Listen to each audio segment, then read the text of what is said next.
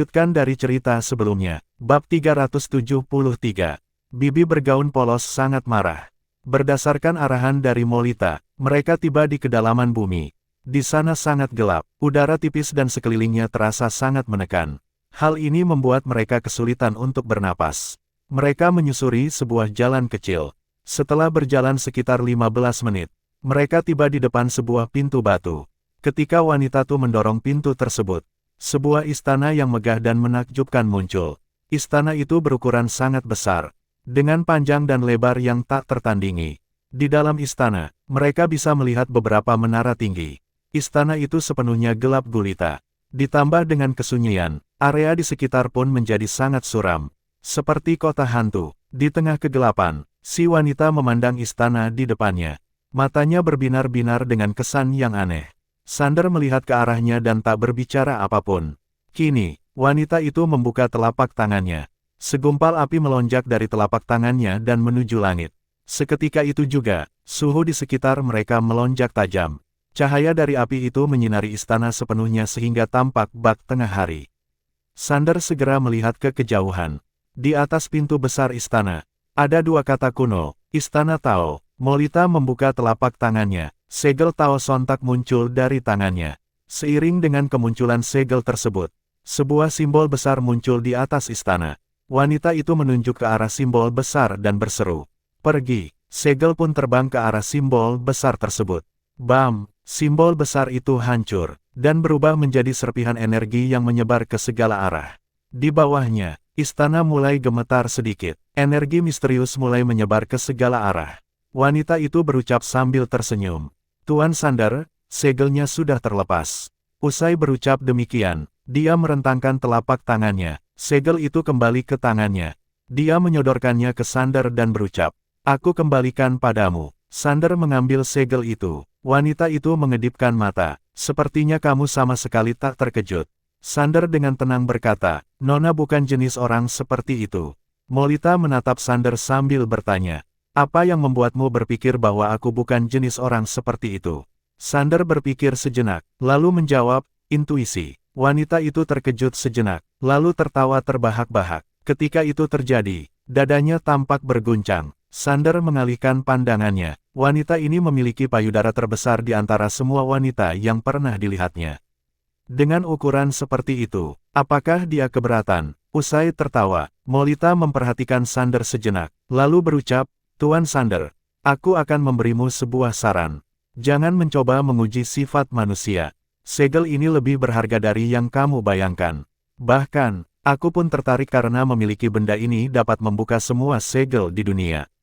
Juga mendapatkan berbagai kesempatan." Sander merespons sambil tersenyum. "Jadi, kenapa Nona Molita tidak mengambilnya untuk diri sendiri?" Molita menanyakan balik, lalu, "Kenapa Tuan Sander dengan begitu mudahnya memberikannya kepadaku?" Sander menjawab dengan serius, "Aku tidak menyangka Nona benar-benar akan menginginkannya." Molita tiba-tiba tertawa dengan manja. Suaranya seperti lonceng yang jernih dan menyenangkan. Usai tertawa sejenak, dia melihat Sander dan berucap, "Ayo." Sander mengangguk dan keduanya berjalan menuju dalam istana. Hanya ada mereka berdua di dalam istana sehingga sangat sunyi. Hawanya terasa suram di sekeliling. Tidak lama kemudian, mereka tiba di sebuah aula besar. Ketika mereka memasuki aula, kekuatan kultivasi mereka langsung terkendali. Ini sama seperti ketika berada di alam rahasia keabadian. Keduanya terkejut dan ingin mundur. Tetapi saat itu, ada sebuah hambatan tak terlihat di belakang mereka yang menghalangi mereka. Sander segera mengeluarkan segel Tao, tetapi pada saat itu segel itu sama sekali tidak berguna. Kini, suara seseorang tiba-tiba terdengar dari samping. Segel Tao tidak berguna karena segel di sini bukanlah milik pemilik pena Tao. Sander dan Molita berbalik untuk melihat. Tidak jauh dari situ, seorang wanita tua duduk bersila di sana. Dia mengenakan jubah panjang, rambutnya berantakan. Wajahnya pucat, dan matanya tampak sedikit dingin. Wanita tua itu menatap Sander. "Apa kamu kenal pemilik pena Tao?" Sander mengangguk. "Pernah bertemu sekali." Wanita tua itu memicingkan matanya. "Pernah bertemu sekali." Sander berucap, "Apa senior ingin tahu, apakah aku adalah orang yang ditakdirkan?" Usai berkata demikian, dia membuka kedua tangannya. "Tidak ada energi dewa di tubuhku." Wanita tua itu berucap, memang benar tidak ada energi dewa di tubuhmu. Tapi kamu memiliki segel Tao. Ini sangat tidak biasa. Sander menjelaskan sambil tersenyum. Segel ini kudapatkan secara kebetulan. Molita menepuk bahu Sander dengan sedikit ketidakpuasan. Kenapa kamu jawab semua pertanyaan dia?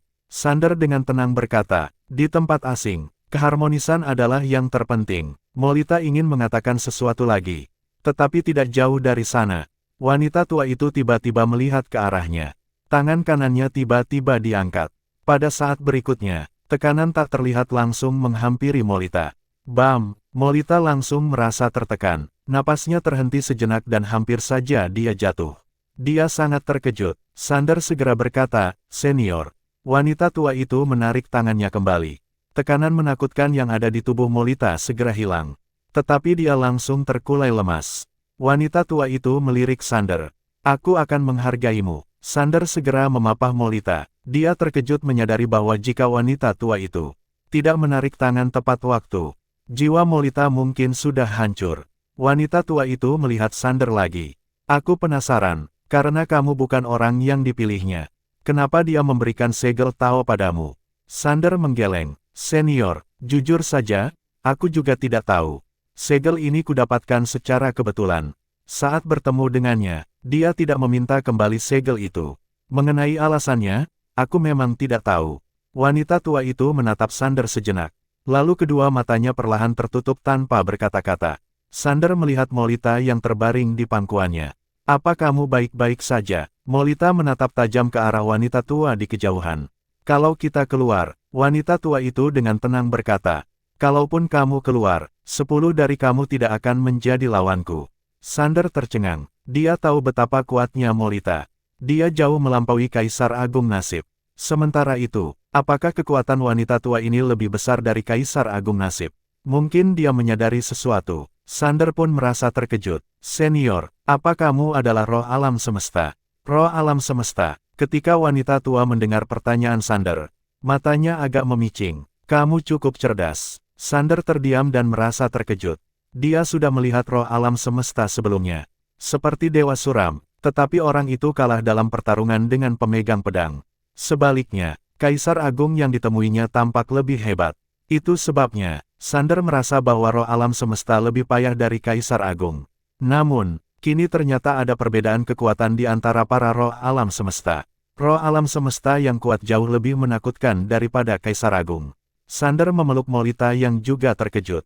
Dia tidak menyangka bahwa roh alam semesta akan dipenjarakan di sini. Wanita tua itu tiba-tiba memejamkan kedua matanya perlahan. Dia terdiam tanpa bicara. Sander ragu-ragu sejenak, lalu bertanya, "Senior, apa kamu dikurung di sini oleh pemilik pena Tao?" Wanita tua itu menggeleng. "Bukan dia, orang lain." Sander merasa penasaran. Jika bukan pemilik pena Tao, siapa yang bisa menahan seseorang di sini? Seolah-olah tahu apa yang dipikirkan Sander. Wanita tua itu tiba-tiba berkata, "Apa kamu mengenal Dewa Nyata?" "Dewa Nyata?" Sander tampak terkejut. "Apakah itu dia?" Wanita tua itu memicingkan matanya. Ada sedikit cahaya dingin di matanya. "Apa kamu mengenalnya?" Sander menggeleng. "Aku tidak mengenalnya, tapi aku tahu tentang alam semesta nyata." Wanita tua itu menggenggam kedua tangannya erat-erat. Raut wajahnya sangat dingin, tetapi di kedalaman matanya terdapat sedikit kegembiraan. Sander ragu-ragu sejenak, lalu berucap, "Senior, sepertinya basis kultivasimu tidak tertekan." Wanita tua itu menjawab dengan tenang. "Tidak." Sander bertanya dengan heran. "Lalu, bagaimana dengan kami?"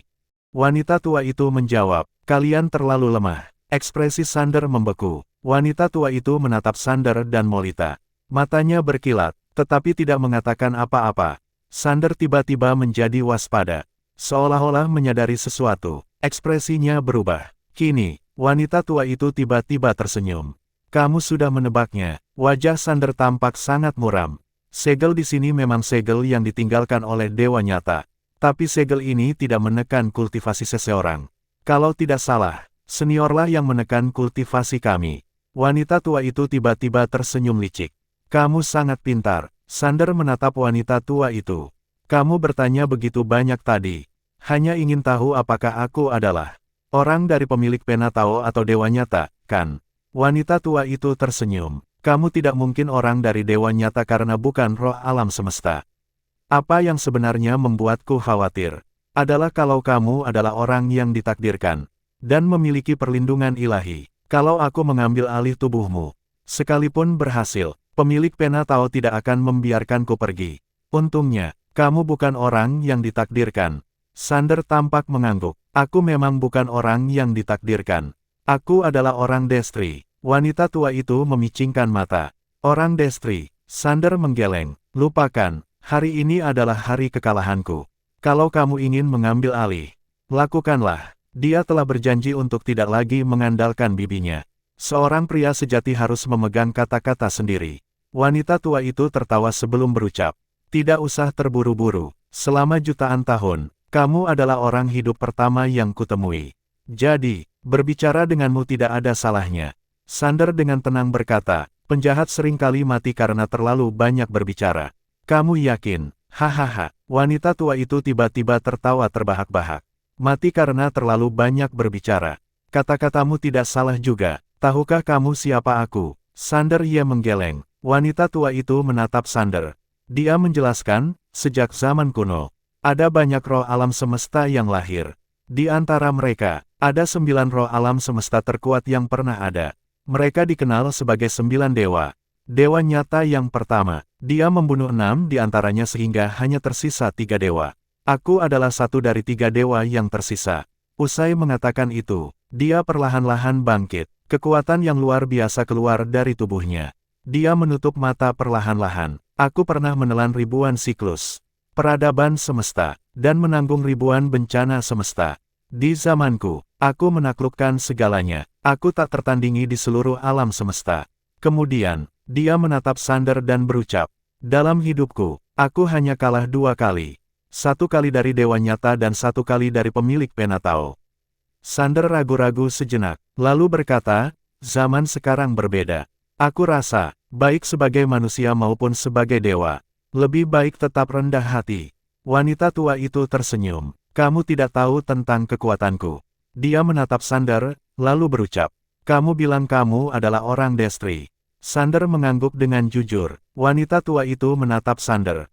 Kalau begitu, sekarang aku akan membunuhmu. Apa yang bisa dia lakukan padaku?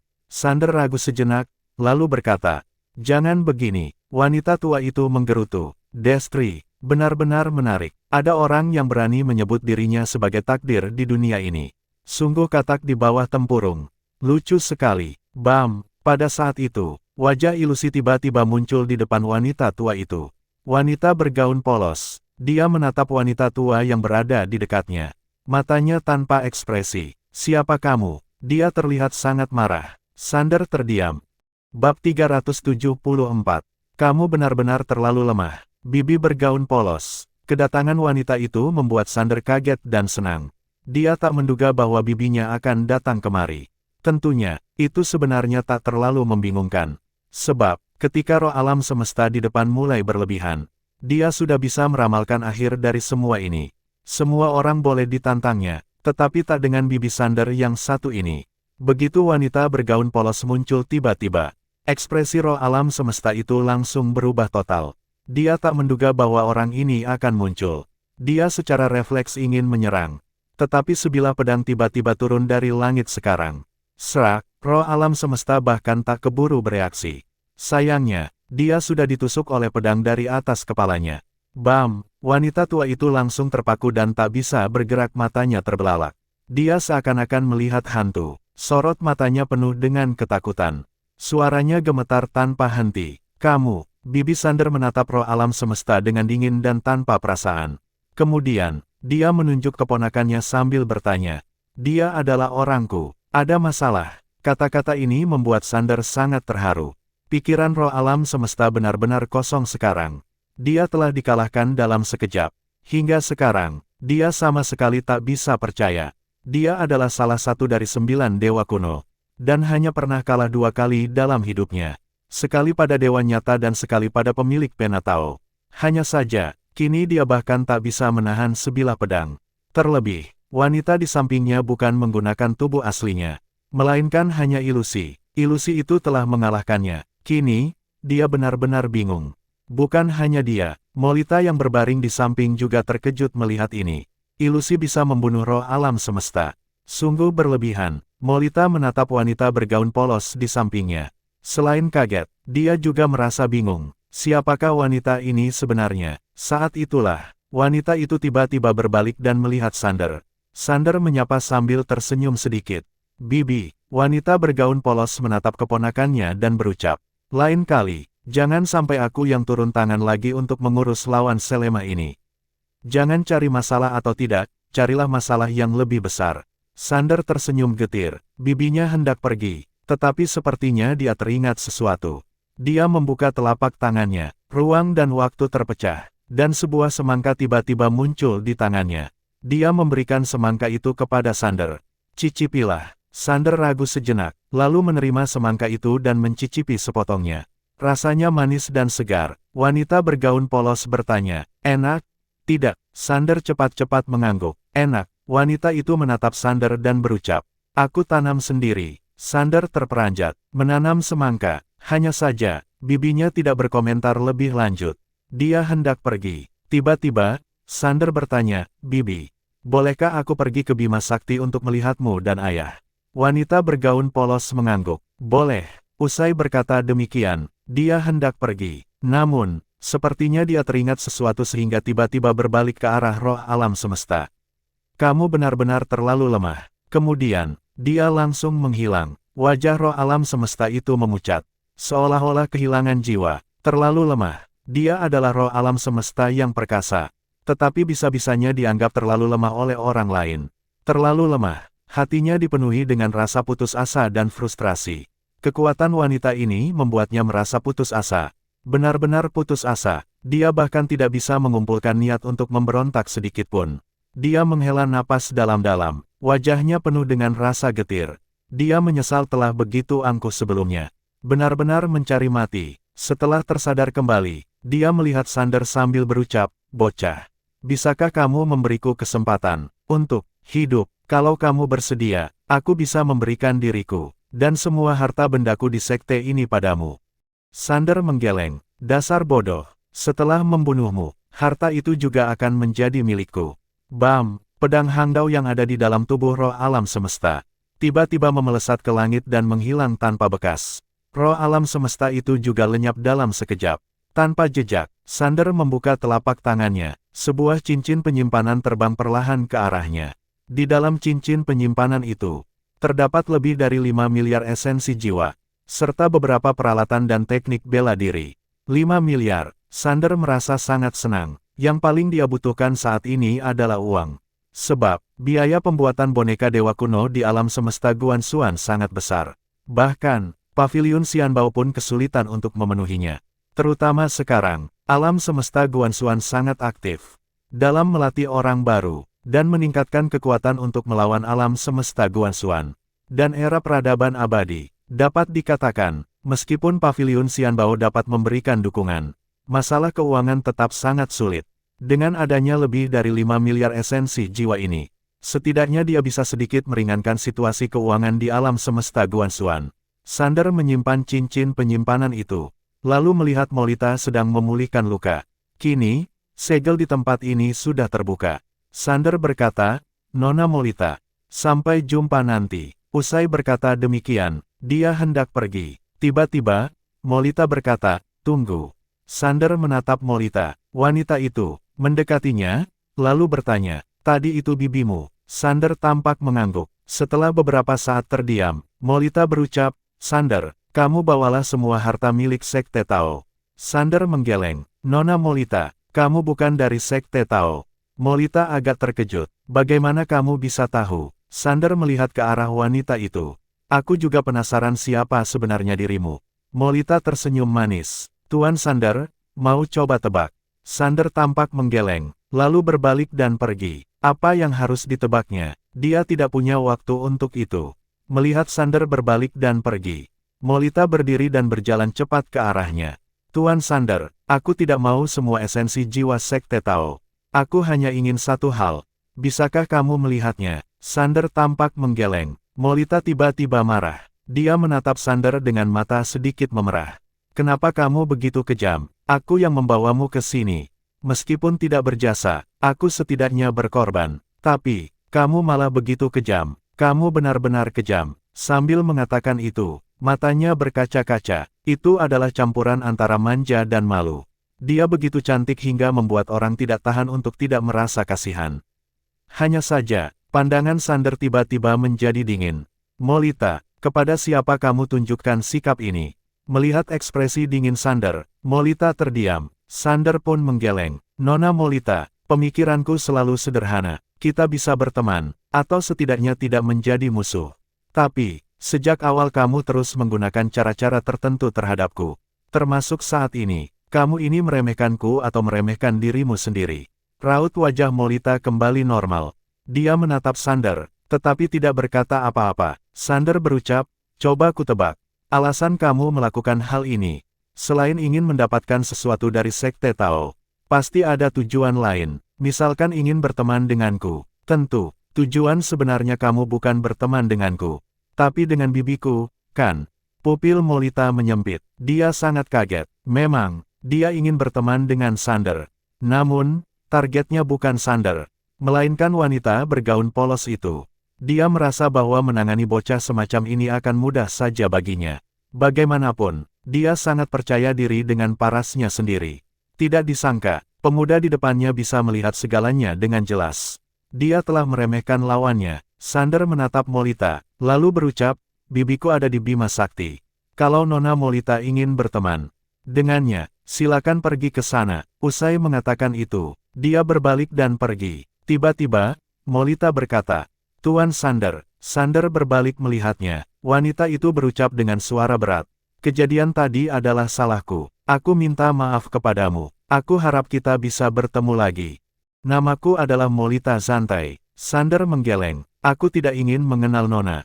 Kemudian, dia berjalan keluar. Molita segera merasa kesal. Dasar pria picik. Di kejauhan, Sander hendak pergi. Namun, pada saat itu, dia merasakan sesuatu. Tiba-tiba, dia menoleh ke atas. Pada saat berikutnya, sebuah kekuatan menghancurkan langit dan bumi turun dari langit. Bam! Ada keruntuhan ruang dan waktu di atas kepalanya. Sander sangat terkejut. Kekuatan ini sangat mengerikan. Itu sama sekali tidak kalah dengan kekuatan roh alam semesta tadi. Kaisar Yongsheng. Sial, Sander mengutuk dalam hati. Andai saja Kaisar Yongsheng keluar sedikit lebih awal tadi. Dia malah muncul setelah bibinya baru pergi. Sialan, berdasarkan kekuatan yang dimilikinya sekarang, dia sama sekali tidak bisa menjadi lawan bagi Kaisar Yongsheng. Namun, kini dia tidak memiliki jalan keluar sama sekali. Tepat ketika dia akan bertindak, tangan seseorang tiba-tiba menariknya ke belakang. Seorang wanita muncul di depannya. Sander tertegun sejenak ketika melihatnya. Pemegang pedang, Selin menatap ke arah kekuatan yang mengerikan itu. Wajahnya tanpa ekspresi. Dia langsung menghunuskan pedangnya. Serak, suara pedang bergema. Cahaya pedang langsung merobek kekuatan itu. Namun, pada saat itu, sebuah tangan raksasa menindihnya. Pemegang pedang tiba-tiba mengernyit. Dia segera berbalik dan menepuk bahu Sander. Seberkas energi pedang yang lembut langsung menghantam pria itu. Dia sendiri berubah menjadi cahaya pedang, dan meluncur ke langit untuk menyerang tangan raksasa itu. Bam! Energi pedang hancur. Selin langsung terpental beberapa ribu meter. Sementara itu, seluruh istana Tao hancur dalam sekejap. Ketika pemegang pedang berhenti, darah mulai mengalir dari mulutnya. Kali ini, dia terlihat sangat serius. Di kejauhan, ada 3 orang berdiri. Orang yang memimpin adalah Kaisar Yongsheng. Di sebelah kanannya adalah seorang pria tua bungkuk. Sementara di sebelah kirinya adalah seorang wanita bergaun. Sander muncul di samping Selin. Ketika melihat darah di sudut bibir wanita itu dan wajah yang pucat, dia pun bertanya, apa kamu baik-baik saja? Pemegang pedang tidak berkata apa-apa. Sander bertanya dengan lembut, apa kamu terus mengikutiku? Selin menjawab dengan dingin, tidak. Sander hanya tertawa licik. Pemegang pedang memelototinya, lalu bertanya dengan kesal, apa yang kamu tertawakan? Sander buru-buru membantah, tidak. Selin tiba-tiba menatap ke arah Molita yang berdiri di kejauhan. Lalu berbicara dengan suara dingin, maaf mengganggu kalian. Sander terkejut, dia tahu pemegang pedang salah paham. Dia langsung menjelaskan, aku sama sekali tidak punya hubungan dengan wanita itu. Sungguh, Selin menoleh sambil berucap, "Untuk apa kamu memberitahu tentang ini? Aku tidak ingin mendengarnya." Suaranya terdengar agak lembut. Melihat pemegang pedang di depannya, Sander merasa senang dan tersentuh. Dia tahu, lawannya pasti menguntitnya. Dalam keadaan terharu, dia tanpa sadar meraih tangan Selin. Selin sontak merasa malu dan marah. Dia segera melepaskan tangannya, lalu dengan marah dan malu berucap, "Kenapa kamu melakukannya di depan banyak orang? Kamu benar-benar membuatku kesal." Bab 375. Kita berjanji untuk mati bersama. Raut wajah marah dan malu di wajah pemegang pedang di depannya membuat Sander tiba-tiba terpaku. Dia tak kuasa memuji, "Selin, kamu sangat cantik." "Apa?" Wajah Selin langsung memerah. Dia memelototi Sander dengan malu dan kesal bak letusan gunung berapi. "Kamu cari mati?" "Iya." Bisa-bisanya bilang begitu. Sander ingin melontarkan sesuatu lagi. Tetapi pemegang pedang panik, dan takut Sander akan mengatakan sesuatu yang memalukan. Jadi, dia dengan tegas mengancam, "Jangan asal bicara lagi. Kalau tidak, aku akan menusukmu." Perubahan suasana hati Selin dari marah menjadi panik membuat Sander merasakan kelembutan di hatinya. Dia hendak menyampaikan sesuatu, tetapi Kaisar Yongsheng tiba-tiba berucap, "Pemegang pedang, apa yang kalian alam semesta nyata lakukan?" Selin menatap Kaisar Yongsheng. Kemudian, orang itu tersenyum sambil berkata, "Bukannya alam semesta nyata beraliansi dengan era peradaban abadi. Tapi sekarang, kamu malah membantu pangeran alam semesta Guanxuan. Apa tindakanmu mewakili alam semesta nyata?" Selin terdiam beberapa saat. Kemudian, dia tiba-tiba membuka telapak tangannya. Sebuah plakat muncul di tangannya. Dia menatap plakat itu cukup lama.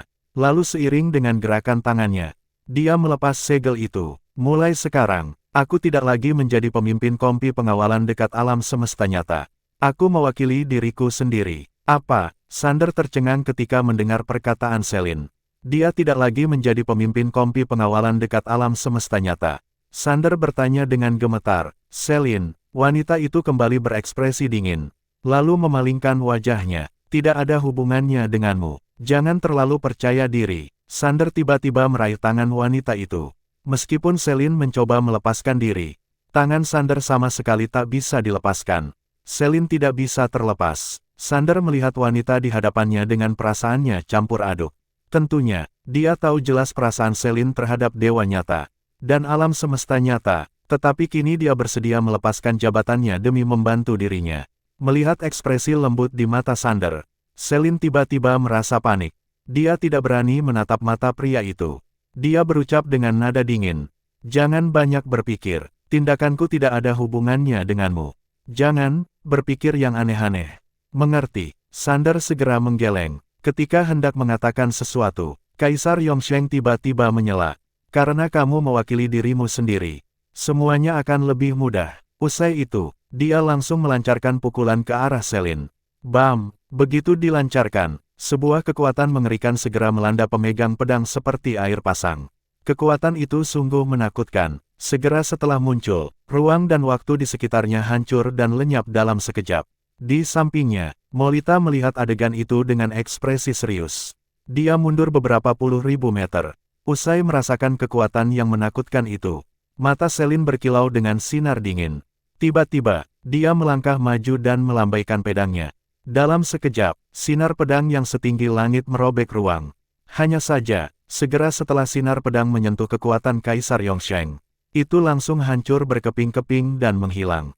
Kekuatan yang dahsyat itu, seketika membuat Selin mundur sangat jauh.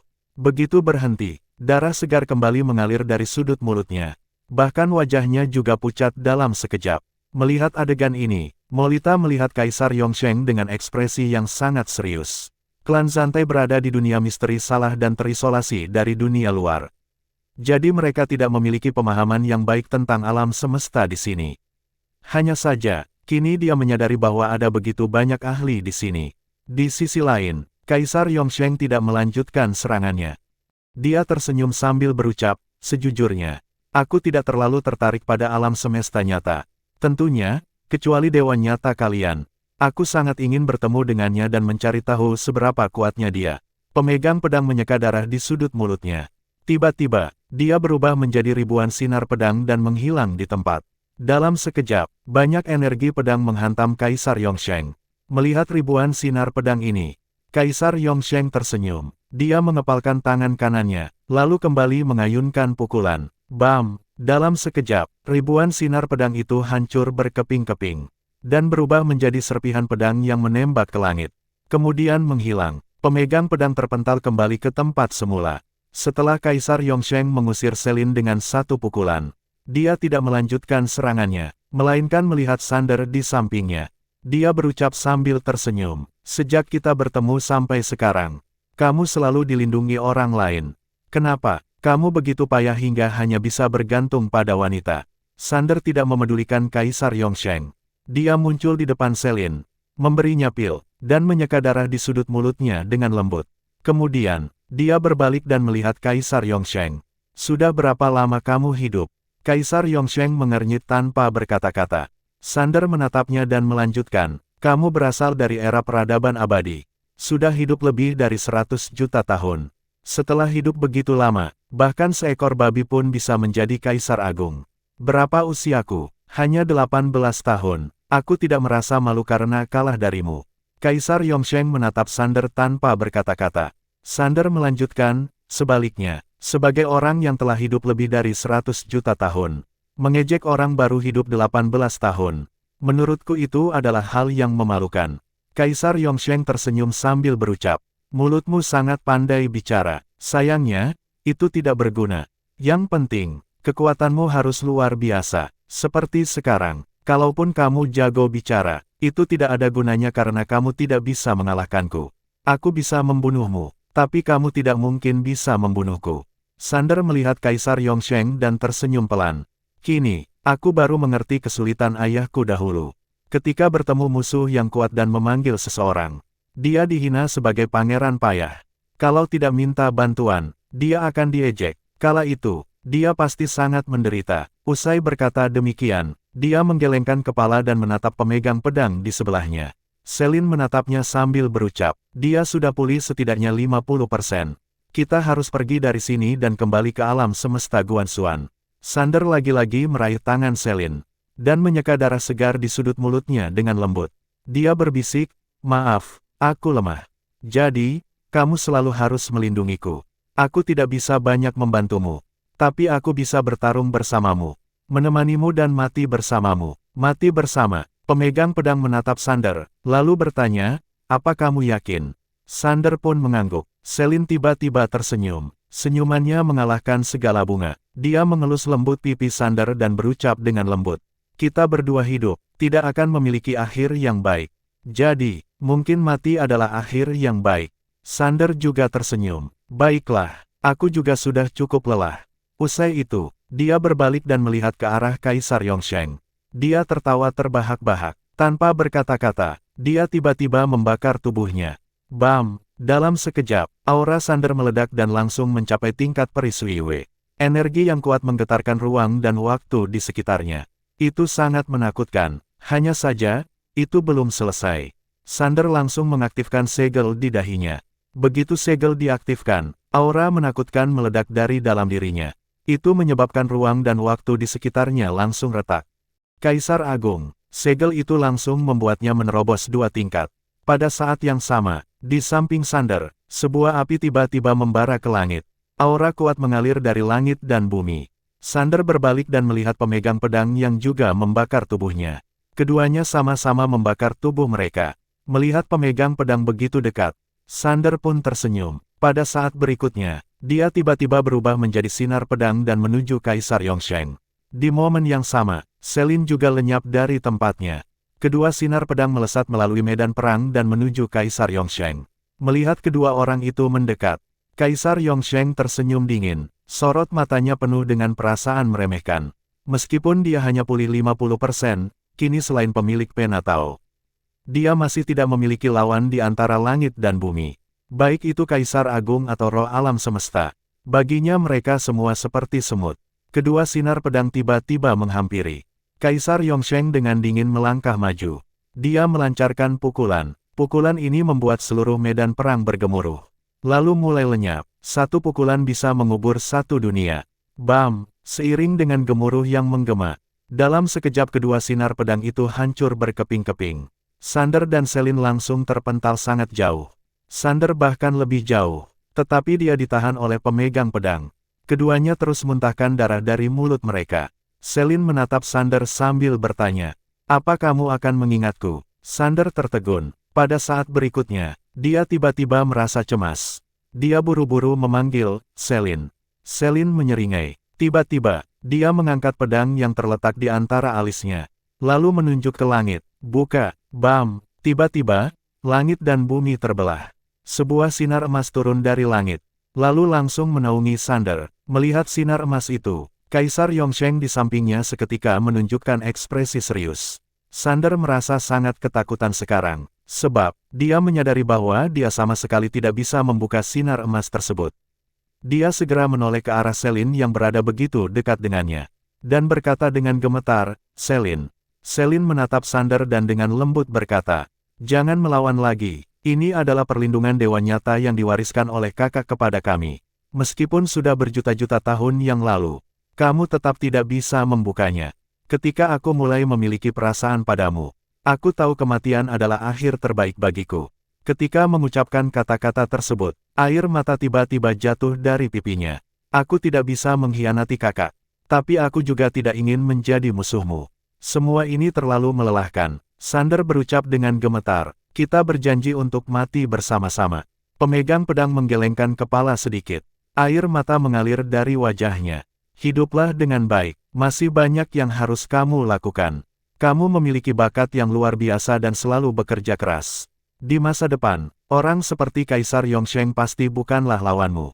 Usai berkata demikian, tiba-tiba dia mendongak ke arah ujung cahaya emas. "Kakak kedua, aku belum pernah meminta apapun darimu. Hari ini, aku hanya meminta satu hal, bawa dia pergi." Kemudian, dia tiba-tiba berbalik dan menuju Kaisar Yongsheng. Kini, bukan hanya tubuhnya yang terbakar, tetapi bahkan jiwanya pun terbakar. Bersambung.